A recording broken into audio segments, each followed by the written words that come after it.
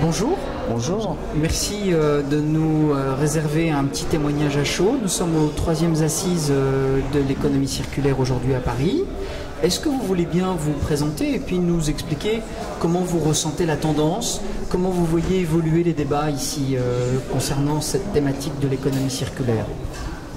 Oui, bonjour, merci de nous accueillir à ces 3e assises. Donc Jean-Philippe Marel, président de l'association Écomobile en Martinique, qui a été créée depuis 2008 et qui intervient dans le champ du développement durable mais aussi éventuellement sur la réduction des déchets. Et effectivement, depuis 2012, l'association s'est inscrite dans l'économie circulaire et notamment avec un focus sur la réparation, puisque c'est un des maillons qui manquait vraiment sur notre territoire, puisque le développement notamment de tri sélectif, etc., se développe énormément sur le territoire, mais il n'empêche qu'il manquait quand même quelque chose, un maillon, et celui de la réparation. Bonjour, donc Stéphanie Rome, donc je suis manager de proximité au sein de l'association Écomobile et je fais de la formation éco-conduite. Alors l'objectif pour moi c'est de voir un petit peu les tendances, participer aux ateliers pour pouvoir en tout cas au sein de mon territoire impulser surtout au niveau de la jeunesse des nouvelles dynamiques concernant l'environnement. Alors c'est vrai qu'effectivement sur notre territoire, l'économie circulaire est tout récent. Nous, c'est notre première participation à ces assises. Donc nous, on est venu prendre énormément d'informations justement pour pouvoir amener ces informations auprès des autres associations qui n'ont pas pu faire le déplacement. C'est quand même un coût.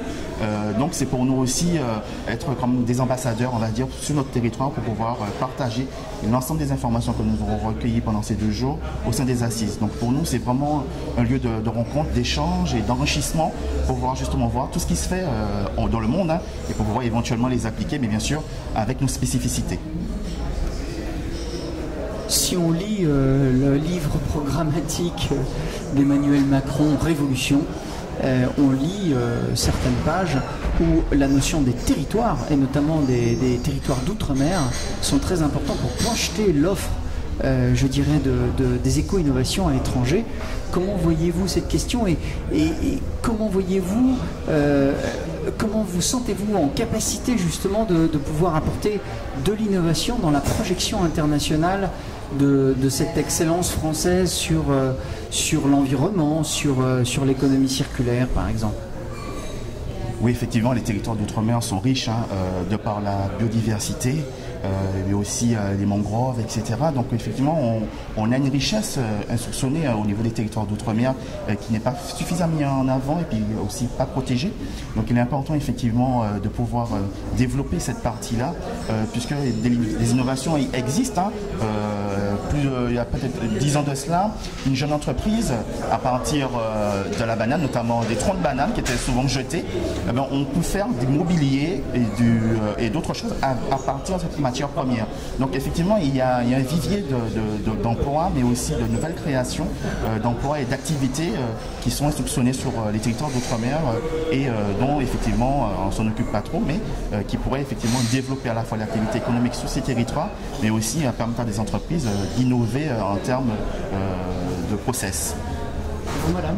Alors, moi, je pense que le fait déjà d'être une île, ça réduit au niveau de l'espace et on est au quotidien obligé de penser autrement, de faire les choses autrement pour pouvoir faire en sorte qu'elles soient durables mais qu'elles soient aussi économiques, puisqu'on n'est pas forcément sur l'import à 100% et sur l'export à 100% puisque ça a un coût.